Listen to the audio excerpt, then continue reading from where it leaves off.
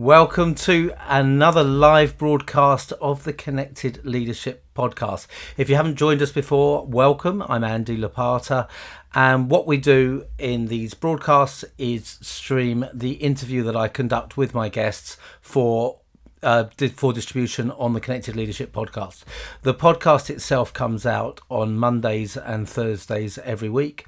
The Monday episode, most weeks in the month, is an interview with someone with an interesting background, interesting story, and the underlying premise is the importance of professional relationships in building executive success. But we'll vary it on the theme the expertise that guest brings to the table.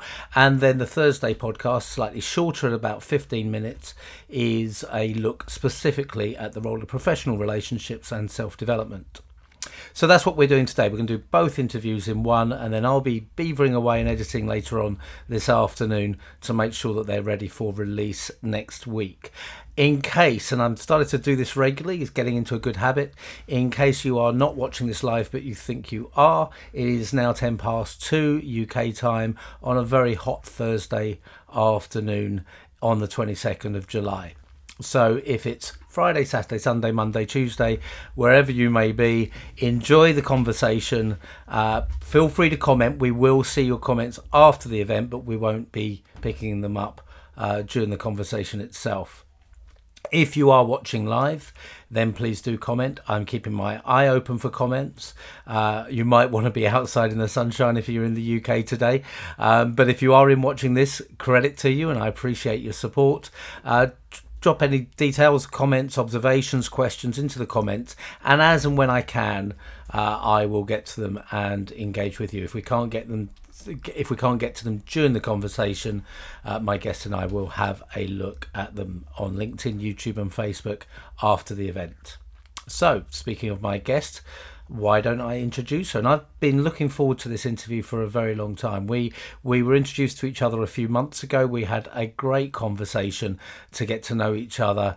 It was obvious that this was a podcast that we'd both like to do, I think it's safe to say, and that's what we're doing today. My guest is Sabra Horne.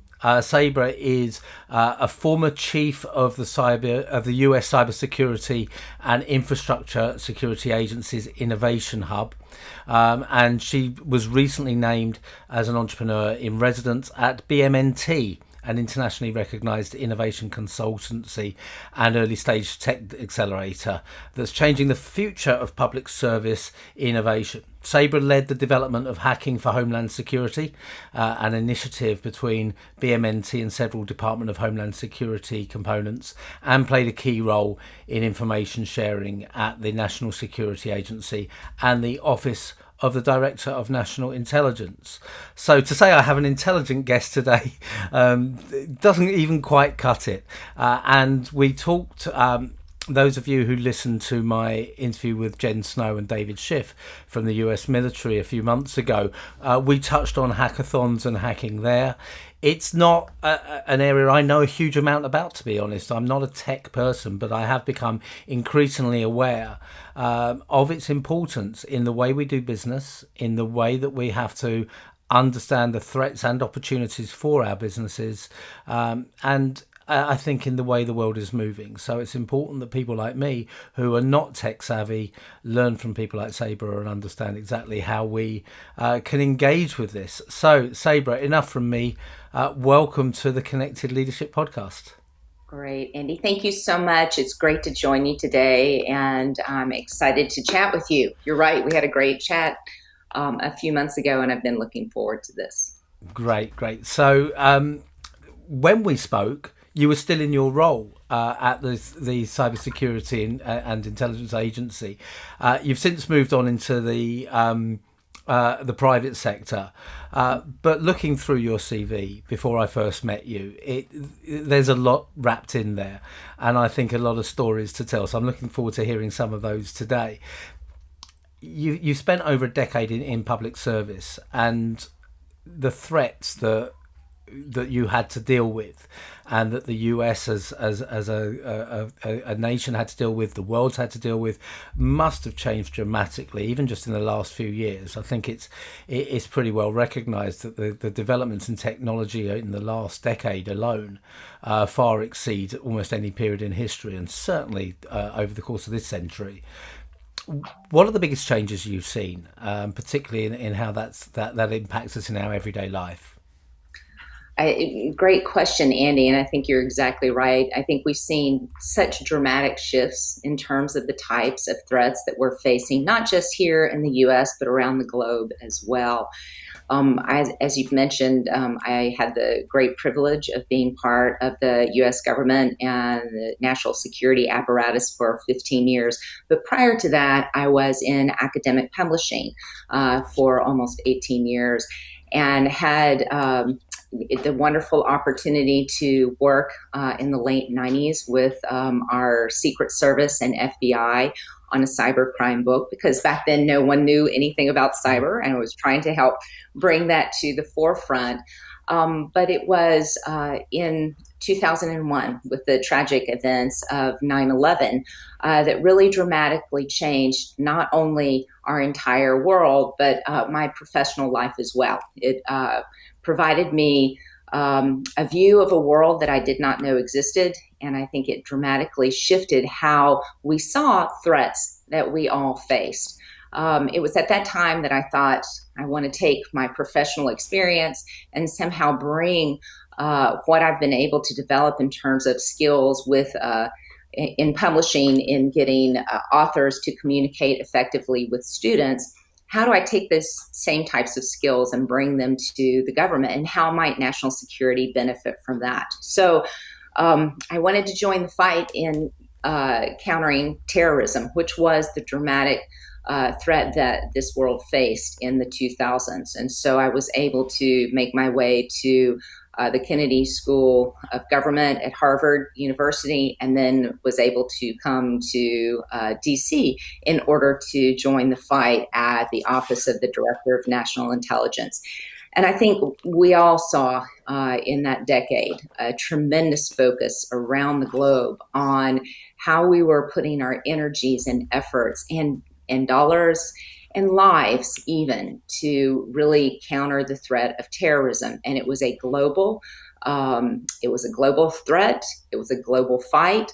And it was very focused on nation state efforts in a very kinetic kind of fashion. And so the role I played within the Office of the Director of National Intelligence was focusing on the use of open source intelligence, which is how do we gather information from public sources and use those to add to what it is that we understand about global threats. So I think we've seen a dramatic shift since that time, right? I mean, I think we can all see that counterterrorism is not the same threat that it was 20 years ago, thankfully.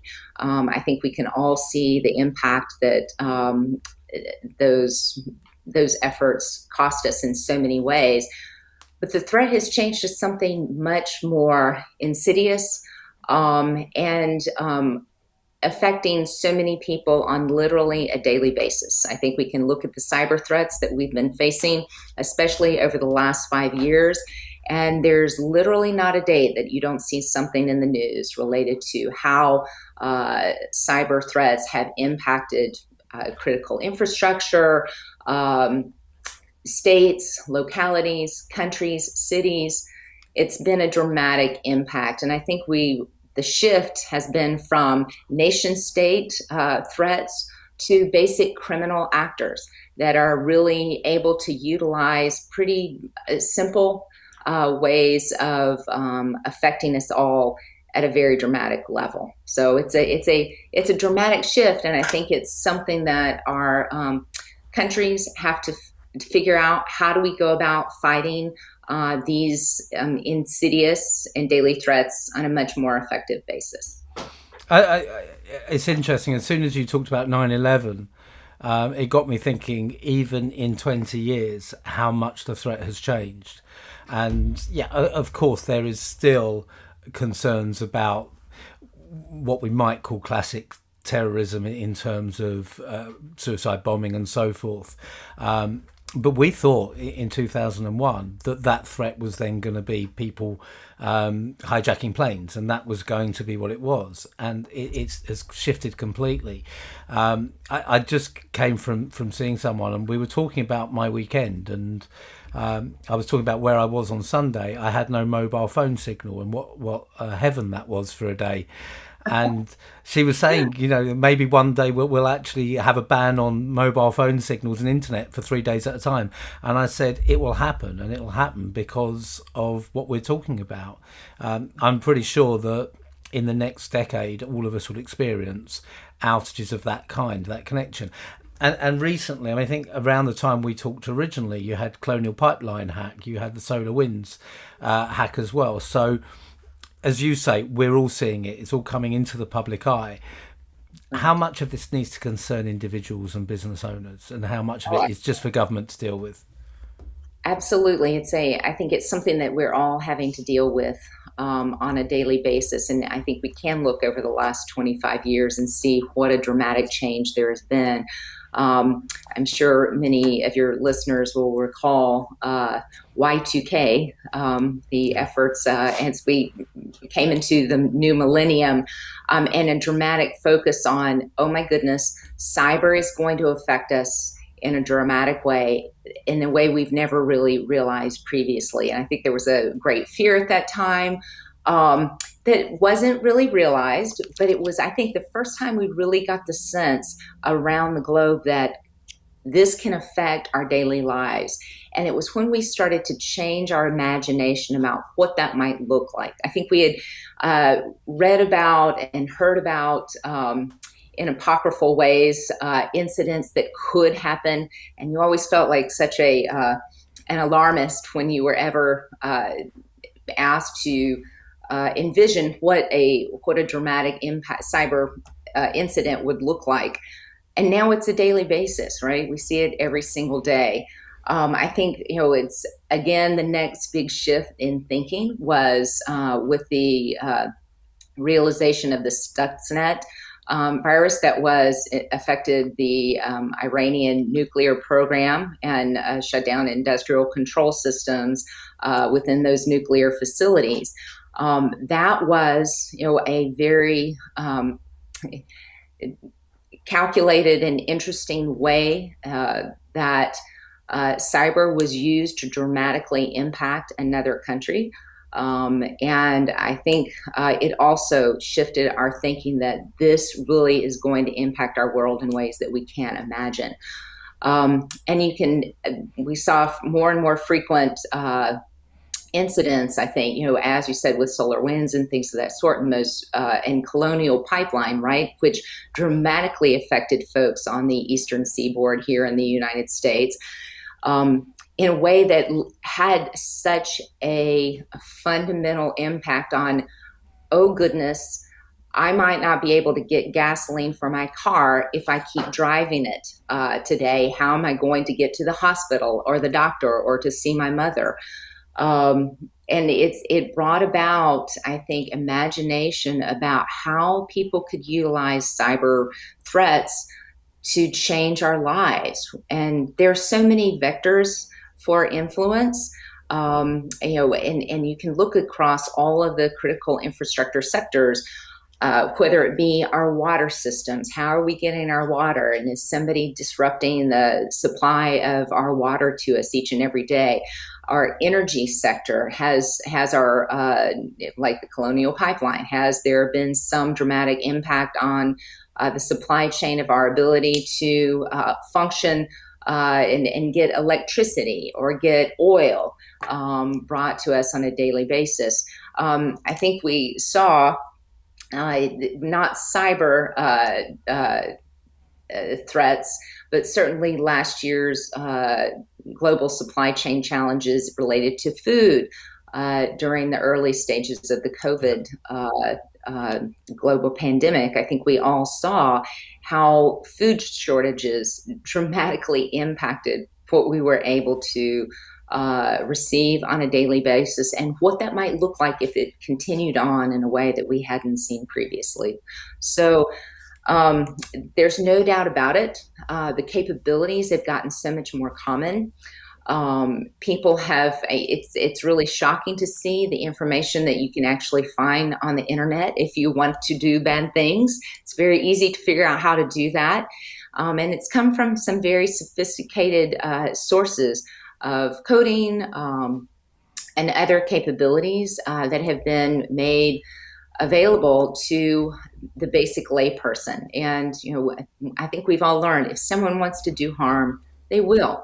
And the unfortunate thing is there's a lot of ways to do that that are very cheap and effective. So I think the question I have, as I said at the beginning, a non-tech savvy observer of all this, is how you counter it, because it's really interesting to me to see this threat level rise consistently, but in the meantime we're continuing to plug ourselves further and further into the grid. So the rise of connected devices, connected homes, for example. How much of this is down to federal governmental level to counter, and I guess that begs the question about how much of defence budget now goes into cyber warfare rather than conventional warfare. How much of it can businesses adapt to, so they can adapt, whether it's a business providing a key utility that needs to defend itself, or it's a business dependent on that key utility. So for example, most of us, if not all of us, have websites. Are there things we should be doing differently so that we have a backup if someone tries to blackmail us by taking the website down? And what about the responsibility of the individual as well? So I know there's a lot wrapped in that question, but I think the general one is who has what responsibility to do what effectively to counter this. Well, I will say I'm very excited about here in the U.S. how we are looking to organize our efforts across the U.S. government and then within the country as well as to how we go about addressing cyber threats. And certainly, the internet has grown up and been established as a public good that has benefited from tremendous energy and investment and ideas from the private sector in so many ways. I do think there is a balance, just like any, we can look at driving cars, for instance, right? You have some very basic things that are required if you're going to drive a car. You have to be able to pass a driving test. You have to follow rules in regards to how quickly you're driving. Please wear your seatbelt or else we'll stop you for that. So I think there is a balance, and I don't think we've quite found that balance yet in terms of what is the interest of the government in helping to help us be more effective in preventing cyber threats and protecting our own cyber infrastructure, as well as the very productive and important and critical role that private sector must play. I will say within the U.S. government this year, there have been three really key individuals that I think have come into leadership. First is Ann Neuberger, who's in charge. She's the Deputy National Security Advisor in charge of cyber. Tremendous background at the NSA and within the National Security Council to really think about broadly how we might protect cyber, unifying both government as well as private sector to really protect against cyber threats. We also have Chris Inglis, who came from NSA as well, a tremendous leader in so many ways, who will be serving as the cyber czar to help unify those efforts as well. And then finally, Jen Easterly just joined our Cybersecurity and Infrastructure Agency, and she is a can-do woman who has made some phenomenal things happen in the private sector over the last 5 years, but has been part of the government and cyber efforts to really think about this in a different way. So I think we have a unity of effort that will allow us to really think about this differently and to come up with some great solutions that draw upon the whole of government to address the issues in a different kind of way. But I think you make a great point, which is we all have some role to play. You talk about what can we do as businesses to protect ourselves. Within CISA, there are 4.7 million owners and operators of critical infrastructure in the 16 different critical infrastructure sectors, whether it be energy or food and agriculture or telecommunications, IT, things of that sort. But many of those are small business owners, right? So you have a variety of important and critical players that perhaps don't have the resources of the giant global companies that we're familiar with and that we read about in the paper every single day. There's smaller businesses that don't have the resources to address cyber threats in the same way. They don't have an army of folks who are employed in their IT department to help them keep patched and to maintain a very strong barrier against threats. And I think that's an area where there's a lot of good to be done. How do we help as a government serve those small and medium-sized businesses so that folks who are running businesses where they have part-time assistance in doing basic things like patching our vulnerabilities or getting updates on software so that we can have that first line of defense. That's the most basic line of defense. Those are some of the things that are so ridiculously easy, yet oftentimes evade smaller businesses where they have so many things to focus on. And trying to take care of cyber hygiene isn't probably the highest priority, but it is a huge area of vulnerability that I think we've all recognized. Now there are some easy ways to help keep ourselves safe. So you mentioned about how you're getting more joined up thinking at the top of the federal government in the US.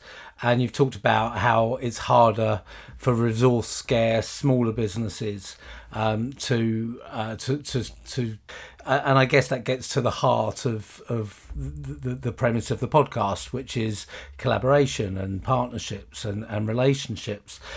Are you seeing a strong level of international cooperation and collaboration in terms of facing down the cybersecurity threat?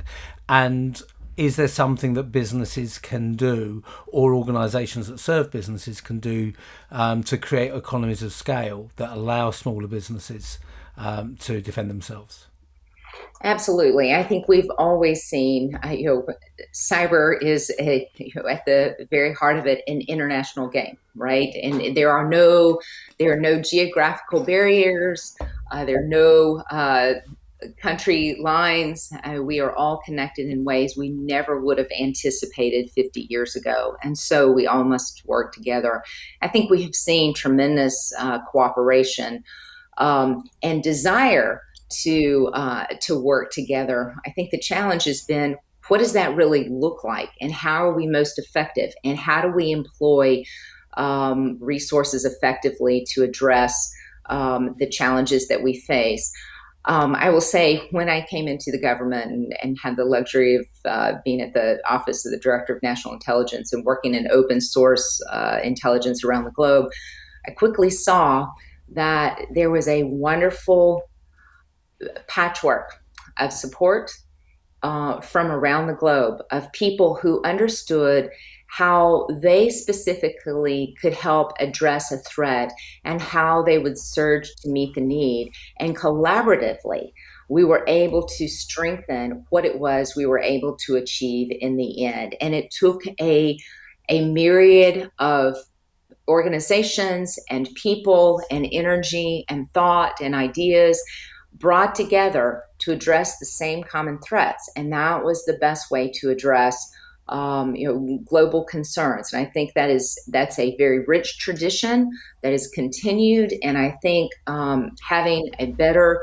way of thinking about how we come together not only as around the globe, but both private and public organizations. How do we most effectively utilize those very precious resources? So, yes, to the point of this podcast, it is literally about being connected and working together to solve those common problems. That's the only way we can hope to ever overcome these challenges. And if I'm not wrong, you've just enjoyed one of those meetings last night. I saw on our mutual friend David Schiff's LinkedIn your name and picture pop up.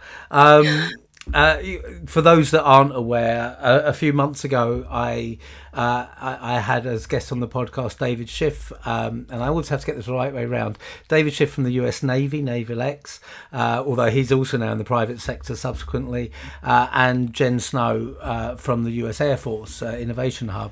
And one of the things we talked about is you have this tremendous innovation community across government agencies in the States, and you met last night.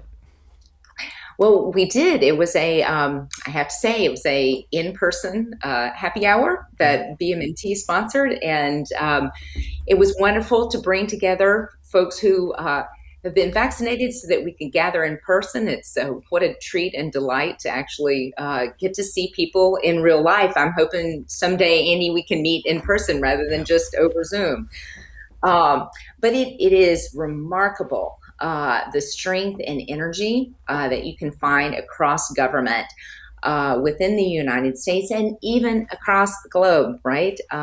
Folks who are engaged in innovation and trying to help move forward the governments, which traditionally have been very stymied by bureaucracy or and that's not an insult to bureaucracy, right? There's some very important reasons that things happen slowly sometimes in government, right? You want to make measured, judicious decisions so that you're collaborative and working together and trying to piece together all the various laws and policies and rules, and figuring out a way to do that as effectively as possible is not always fast.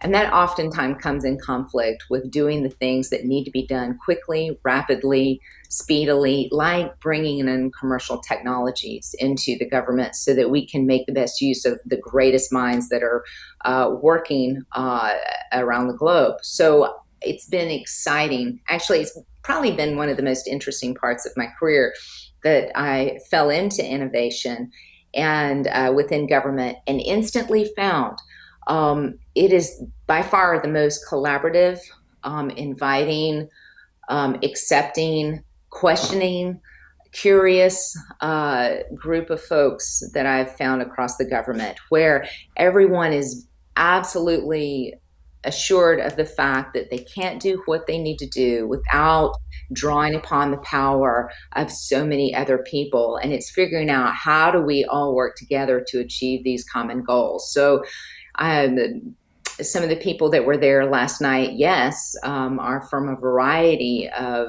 U.S. government agencies, to include everything from DoD, whether it be Navy or Air Force. We had the Defense Innovation Unit.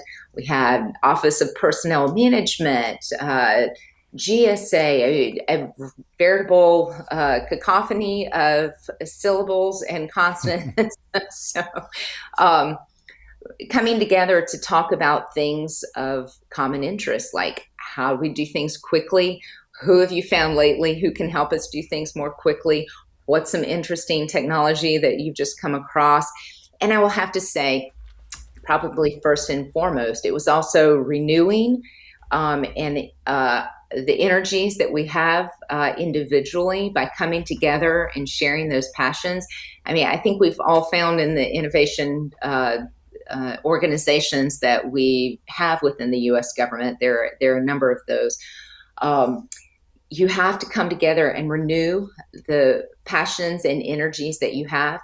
Most of us some of us are extroverts and thrive off of being able to connect with other people. And when you are on Zoom, you do not have that same type of way of engaging with people. So I think folks in innovation have realized, I've got to keep that battery charged within me so that I can continue to fight the battles, the Sisyphean battles of pushing the difficult challenges up the hill each and every day. And it's by reconnecting with people who share those similar beliefs and faith in the fact that collaboration is fundamental.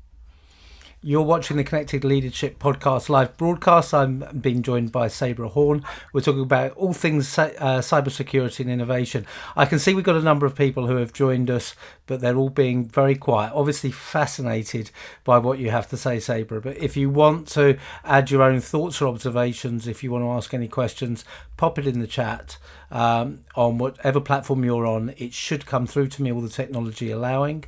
And I'm happy to share those as well. Sabra, obviously what you've just said resonates so strongly with me because of the premise of this podcast and what I teach. The fact that that collection of people, particularly in person, gives you the energy that you need to refocus, recharge, and keep pushing the boulders up the hill. It is so important, as well as you said, sharing ideas, sources, resources, whatever it might be. I'm going to ask you a question that I asked Jen and David when I had them on the podcast as well, because the cynical side of me, which is only a small part, because I'm generally such a generous and abundance-focused person, but the cynical side of me says that people's nature is to be protective. Protective of their success, they're getting the credit for themselves, their own resources and so forth. So when you are bringing together such a collection of government agencies and an environment which traditionally is not the most collaborative necessarily, and I think I can say that certainly for the UK, probably for the US and many other countries as well, how do you get the balance between generating that abundance mentality where everyone will share without worrying about themselves, and people have got their own agenda and their own remits that they're working to? Mm-hmm. I think that's an interesting question, Andy, and I appreciate you asking it. And I would point to the fact that I think it feels like innovation in government is a protected tribe in many ways. We call ourselves a tribe, and it's a very fluid, informal group of people who've come together. And I think we can recognize in each other when you see people who approach a problem from a collaborative perspective rather than a withholding perspective, you can instantly see. And so I find that folks who are drawn to innovation in government not only try to identify those folks and work with those folks, I think it's also something that the concept of innovation is something that we know doesn't resonate everywhere, right? And so how do you use those same premises about thinking agilely, creatively, problem solving in new ways, thinking of solutions that didn't exist before? Those are all phrases that are going to resonate anywhere in the government. And I think certainly the majority of leaders are going to be emphasizing those kinds of things. But I think we have to recognize that, we're able to find people who think similarly, and you can make fast and quick movement with those types of folks in ways. Things can happen quickly if you're working with those types of people. And I think in government, bureaucracy, excuse me, so oftentimes takes over that things don't happen quickly if you aren't engaged with people who are trying to push the boulder up the hill. I'll use a great example. The Defense Innovation Unit, we when I was at CISA, were so excited to be able to see not only a fantastic example within the Department of Defense where they had really emphasized how do we bring in emerging technologies quickly, utilizing alternative purchase authorities. And so we were able to partner with DIU to not only take advantage of those authorities and to really look at technologies they brought in that we could utilize within CIS as well. We were also able to send one of our personnel to their agency for a year to watch how they did things and to bring those lessons learned back and to teach everyone else, here's how we go about doing these things in faster, easier fashion. So I think it's not just finding the like-minded people, it's learning the lessons, it's bringing back those lessons and trying to populate that information with everyone you interact with. If you were to go out and either seek to recruit or build a network of those like-minded people, innovators, collaborators, what would you look for in those people? You said you can see them. What would you look for in that eventuality? That's right. I think you can see right off the bat, it's someone who questions, asks a lot of questions, is very open, doesn't bring a lot of ego to the role, is able to think quickly and agilely, is able to draw upon a lot of resources, but also wants to hear about all the different things that are going on. I think there's an openness, a curiosity, and you can find those folks in so many places. I do think there's also, and one of the challenges of government innovation is that so much of power is about what is the span of control you have and what are the number of dollars that you have associated with yourself that you have ultimate control over. But I think we've seen in innovation, ultimate control really is about being able to influence as many people as possible and to be a leader in terms of providing ideas and creative solutions and teeing up quickly potential solutions so that other people can benefit. And it's also listening and hearing what others' challenges might be and how you might be able to help that person solve those challenges. And I think a lot of that goes to what you said, taking the ego out of it and asking the questions. Yeah. That's what brings all of that together. So let's bring this together with the technology now. So we've talked a lot about innovation. How has technology progressed to make it easier for you to innovate now and make that innovation more powerful? Oh, I think you and I would not be chatting right now had we not had the experience in the last year and a half, dramatic transformation of seeing how video teleconference and ability to communicate through technology has just dramatically increased so quickly. I mean, we have to take our hats off to all of our colleagues who are in IT and communications that were able to just help us all around the globe so very quickly. But I think there are a lot of different ways that we can find technical solutions and bring them to bear. I joined BMNT, a company that was started on the idea of a concept called hacking for defense, which was basically an approach to utilizing university entrepreneurship classes to draw upon students who would think about tough agency and mission-driven problems and come up with technical solutions or policy or process solutions to those mission challenges and then deliver them back to the agencies. I think that's an illustration of the way that there are so many smart folks who are thinking about how we might do what we're doing better, faster, easier, simpler, cheaper, less frustratingly, and being able to draw upon so many different audiences is really central in doing that. And so it's been exciting to see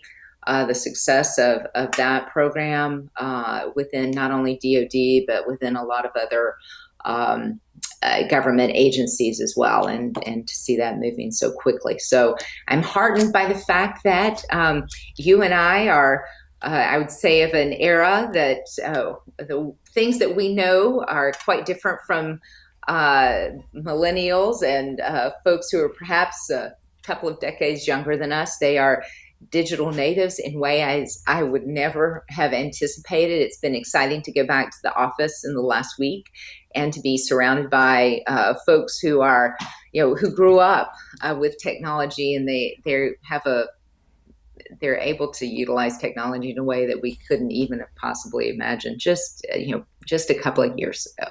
So now we're learning from them rather than the other way around. That's right. So We've got to be gracious about it too, right? definitely. So being, picking up on something you touched on there, I just want to go a little bit deeper on this. You talked about hacking for defence, and Jen Snow talked about the hackathons that they'd been using in her innovation hub as well. So for those of us, those listeners not aware of and familiar with hackathons and the like, hacking doesn't necessarily have to be a threat. It can be an opportunity as well. Can you just give us a little bit more insight into how that works and how that compares to the negative hacking? Absolutely. Well, I think the word hacking has come to mean a lot of different things in the vernacular, and I think we've seen that the word hacking several decades ago, was very much focused on destructive types of activities. But I think we've learned that those were really smart folks who were able to be creative in how they went about solving what they saw as interesting intellectual challenges to getting into IT systems that they shouldn't have been part of, right? So what was the essence of that? It was intellectual curiosity, it was energy, it was passion, it was excitement. And so you can use those same tactics, but to do good, using those same energies. And so I think, you can look across the US government and see that there are a number of places that are utilizing hackathons to benefit government mission-driven problems. And when I say hacking, it's get a group of smart folks together to come up with solving a problem, and they have a short amount of time to do it, and all they have is basically a keyboard and their brain and their fingers, and they can make some amazing things happen, right? How do you solve the solutions, whether it is through coding or access, or there are a lot of technical ways to do it. But I think the word hacking has become such a ubiquitous word in so many ways that it's taken on a broader meaning. So life hacking, how do we make our life better by hacking those various aspects of our life? And so that's when we talk about hacking for defense or hacking for programs, it's the broader meaning of hacking, not just at a keyboard. I will say, when I was at CISA, and then thinking about how we might stand up innovation, CISA is a very small agency, only about 2,300 people, which is extremely small in comparison to most other U.S. government agencies. And so it occurred to me that the only way we were going to be able to be successful in bringing about innovation to the agency was to draw upon partnerships and to find folks outside of CISA that we could help access and bring in their great ideas to do our work better. And so it was partnerships like with the Defense Innovation Unit or other DoD and intelligence community agencies that really benefited us, and things like Hacking for Homeland Security, where we were able to draw upon really smart students to solve some important problems. Like one group of students at Carnegie Mellon worked on the disinformation that's been spread in recent elections challenges over the past number of years. And so they were able to deliver back to CISA a proposal about how we might educate the public more effectively in those in that disinformation. And so we wouldn't have had that resource otherwise. So thank you to those smart students for helping us. Fantastic. It's all about collaboration and tapping into all the resources you can to achieve more than you can on your own, which is the premise of everything I do. So we've talked a lot about technology. And there's one area of technology that has also rapidly progressed over the last few years and impacted our lives that we've barely skirted upon, and that's AI, artificial intelligence. I was leading a discussion among senior executives on Tuesday, and one of them, interestingly, shared his view that particularly larger companies are moving more and more towards entrusting relationship building with their customers to AI. So when you phone up, when you engage online, and we already see this, they know who you are, they know your preferences, so it almost feels like they're engaging with you as a human. And that was reflected in a recent editorial in The Economist, I think last week, where they were also talking about the way businesses are moving towards this way of relating to their customers. I'm not wholly convinced. I can see benefits, and I can see benefits from a customer service point of view, particularly in a call center interaction to a degree. But I find it very hard to see how machines can replicate human beings in building relationships. So where do you see the line is between the machines and the humans when it comes to having real conversation, rapport, and engendering real loyalty?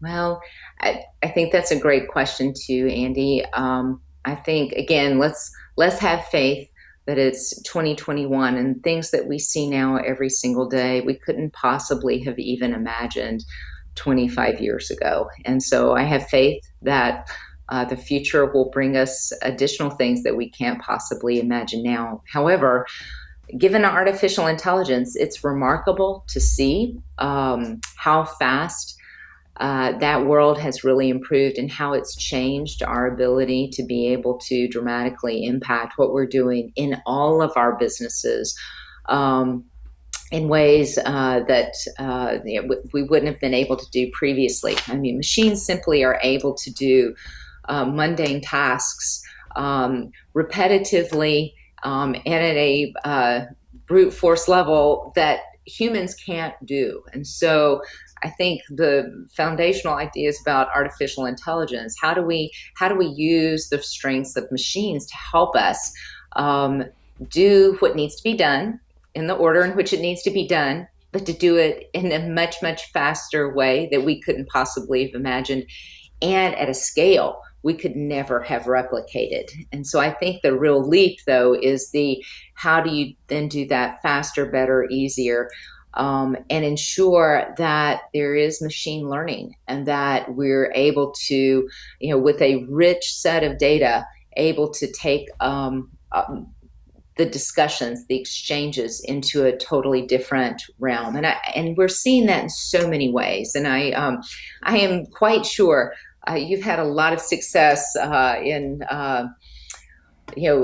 I'm sure your book has been suggested by so many people when you reach Amazon and they're able to, get suggested, your book suggested to them. I mean, people you wouldn't have probably reached previously. So, that's one illustration of how machines can do what humans can't possibly do. There was no way to replicate that.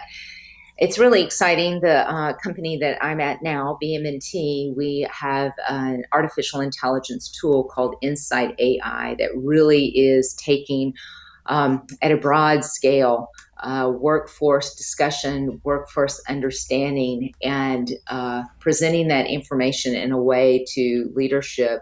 You're able to utilize, it's like standing at the water cooler and having a great conversation, yet the scale of being able to access and aggregate those conversations and to really understand what is being thought about at a different level.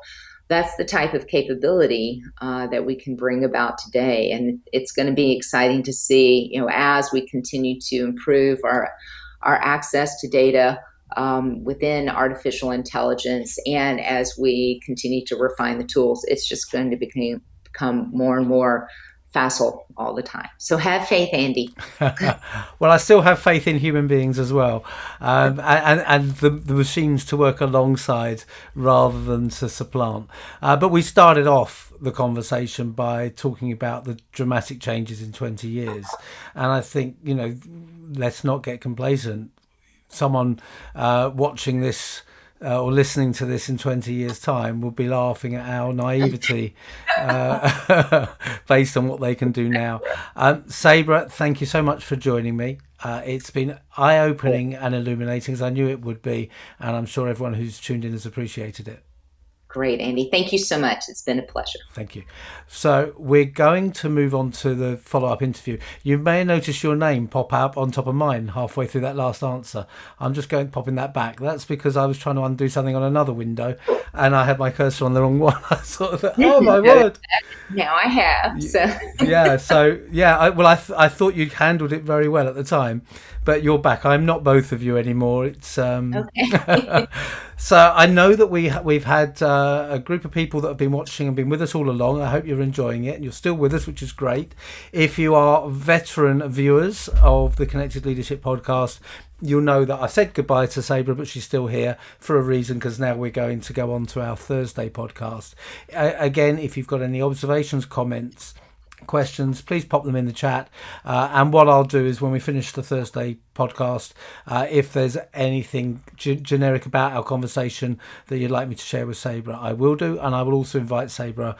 You're tagged on the LinkedIn post, so you can see anything that goes on there, and I'm happy to send you any comments from Facebook and YouTube as well. So let's go straight into the Thursday one. So it's a nice short and sweet podcast. We're looking for around 15 minutes. So I'm just doing a quick time check so I know where we start. So we begin by talking about the professional relationships that have had the strongest impact on your career. So what would you like to share with us on that?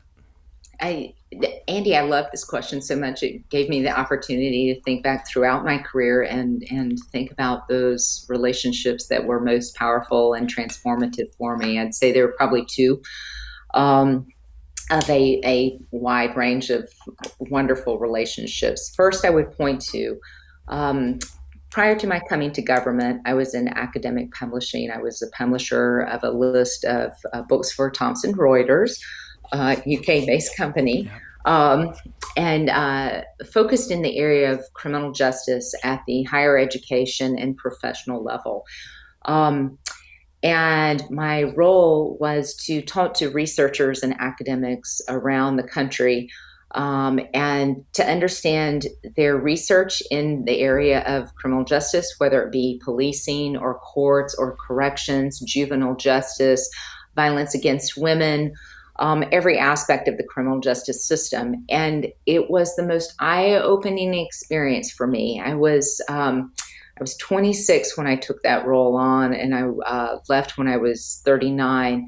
But it changed my thinking about the world, because I saw for the first time, although I had grown up in an academic environment, my mother was a professor, grew up on campuses, I was able to see for the first time people who wanted to marry their love and interest in research with public policy and impacting public policy in a way that had a positive effect on our society. And I'd never really seen that up close. And it was so incredibly heartening as I would travel around the country and literally had hundreds and hundreds of conversations each year to hear about the power of academic research and how they were able to think about how they might change this world for the better and how to make a difference in the corrections field, how to make a difference in the prisoners' lives, how to bring a more humane approach to law enforcement, how to do law enforcement more effectively. What kinds of systems of probation and parole do we have that would really impact us? So seeing that up close showed me how you can start to look at big problems from a societal level and impact them in some kind of positive way. And so when 9/11 happened, and I was engaged with folks from the area in criminal justice. It was amazing to see the impact that they were able to make, and I wanted to be part of it. So with 9/11, I was able to find my way to Kennedy and then become part of the U.S. government, which was the greatest gift. And so it was the people that you saw working at Thomson Reuters and how they worked together that inspired you to feel that you could have that impact. Absolutely. I mean, the professors that I worked with on a daily basis were simply selfless and giving and excited about how to change the world and make it a better place. It was amazing. So I feel it was life changing. I would also add there was also an individual after 9/11 that I came in contact with. It was when I came to government and wanted to be part of the government. And I was the woman who hired me into the office of the Director of National Intelligence. Her name is Mary Margaret Graham, and she was the chief of station in New York for the CIA when 9/11 happened. And she was responsible for the office that eventually came down within the third tower at the World Trade Center. And so I saw working with her how that event had impacted her life and impacted her career, and it was remarkable to me to imagine literally the unimaginable. How would you care for your staff in the midst of such an incident, and how do you take a leadership role when there is literally a global emergency that has just happened? It was fascinating to see how it impacted her. We had a rule going forward that we would never keep more than 1 inch of paper notes at our desk at any time, so you could pick it up and run out from the office in case you needed to leave instantly. We also had a whiteboard that would track our whereabouts if we were going anywhere other than the bathroom, because we wanted to know where our colleagues were in case something dreadful happened, that we'd be able to figure out if they were out of the office. And so I think having that level of concern and care for your colleagues and having that sense of responsibility taught me things about how to interact with your colleagues and your team in a way that I had never really seen before. I was so lucky to be able to work for such an extraordinary person who showed such incredible fortitude and resilience at a time when that was what was demanded. It's very powerful in terms of taking things down to the human individual level, particularly when there's so much to worry about at a much broader level. That's right. That's exactly right. That's exactly right. So it feels like a tough move to go from talking about 9/11 and the impact of 9/11 to talking about where relationships have gone wrong, because I guess something like that puts them all into context anyway. But where in your career have you engaged with someone and it hasn't gone right, whether it's the way they've behaved, you've behaved, or both of you, and what have you taken from that experience?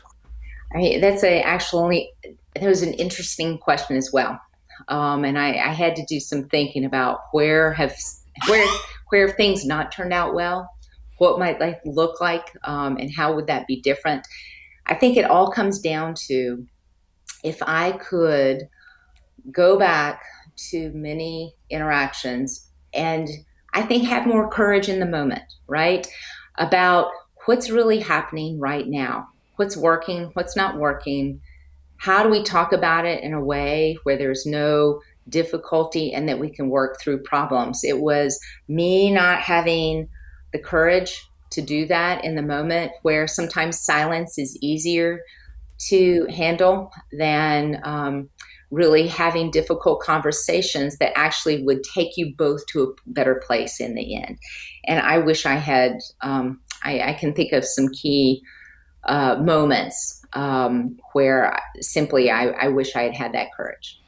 And I don't think you're alone with that. I think most of us can relate to that more than once in our lives and careers. As you say, very often silence is the easiest thing in the moment. Yeah. And it's all about having the courage to speak up. And interestingly, last week's podcast was an interview with Joe Hirsch on the topic of feedback. And this is very much it. How do you create the environment where people embrace feedback, whether it's formal appraisal process or whether, as we're talking about here, just where you have to tell someone how they've impacted you. And it's That's right. not easy.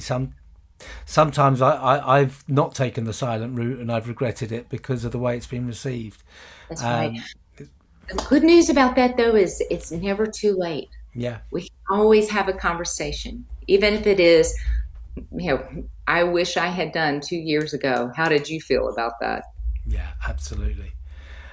So finally, because it's almost getting too late on our podcast, finally, the resources that have really made an impact on you. So what books, TED Talks, podcasts, anything else have really made an impression on you and helped you along, either in your career generally or recently, that have stood out? That's great.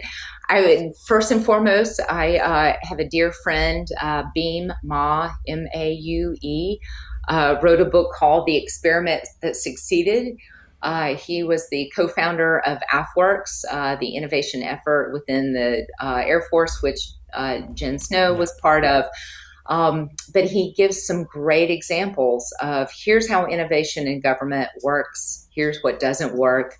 It's remarkable. AFWorks was voted by Fast Company as, I think it was the top 16 of the most innovative companies in the globe, around the globe. And amazing to see that a government agency could be considered an innovative organization. And I think they're good lessons learned. How do we do this better, faster, easier? I will also say I think we've had a special time over the last year and 5 months. Perhaps more time on our hands than anyone would have imagined, and different ways to utilize our time. I will say something that I came to be so grateful for. I renewed my New Yorker magazine subscription. Generally, when you're doing lots of things, is a bit of a burden because it's so much, but it is, I will say I was able to re-engage with a resource that literally I've turned to for decades, and it truly is the best cocktail party conversation starter, right? There's so many different articles to read. Well, when you don't have cocktail parties to go to, you only have your own mind to engage. So that's a luxury as well. And I would also say I did, and this was just something I think that was so interesting. I read it in the New York Times on Sunday. There was a piece called, it was about IBM's Watson artificial intelligence tool that was, just revolutionary, 20 years ago. And there was so much hope for the power of that capability and how maybe it didn't turn out the way that IBM had hoped. I think we all were excited watching it be so successful against humans on the program Jeopardy, but yet maybe it didn't have the impact that we hoped in the end. But, good lessons learned there, but I think we can find our way ahead. So. You mentioned the New Yorker, and I'm not a reader of the New Yorker. I'm very aware of it, but I should be, because it's produced so many great writers. I mean, I think Malcolm Gladwell was a writer at the New Yorker. Right. James Surowiecki, who wrote The Wisdom of Crowds, which is a fantastic book, Right. was a writer at the New Yorker as well. So it's produced some brilliant authors. Absolutely. So yeah, I think I'm one of those. Well, I think I picked it up once, looked at the lengths of the articles, and thought, when am I going to have a chance to read this on top of everything else? But Treat yourself, Andy. You deserve it. absolutely, absolutely. Sabra, thank you very much. I'm really delighted we were able to tee this up. I think it's been absolutely fascinating. I'm glad everything seems to be going well in your new role. And Thank congratulations again on that. And let's stay in touch. And as you said earlier, hopefully meet up in person sooner rather than later. I hope so, Andy. And all the very best to you. Thank you so much. Thank you, Sabra. So thank you very much to Sabra. Thank you for joining us. If you joined us live, you've been very quiet today. I'm going to take that as a reflection of how fascinating that conversation was. Next week is an interesting one because I know I have 3 live streams in the diary. Again, you must be used to this by now. I haven't checked the dates before coming on. I've got some really interesting guests. I also have a neighbour who has a new kitchen scheduled to be built, so I do have to check up on that as well to make sure it's not going to be too disruptive. But keep your eye on LinkedIn, Facebook and YouTube next week, because hopefully we'll have 3 really engaging and insightful interviews to share with you. This interview is going to come out on the podcast on Monday next week and Thursday next week. So if you've missed any of it today, you can obviously watch back on the channel you're on, or if you prefer to do so while you're walking in the sunshine, then Monday morning and Thursday morning UK time, that will be live.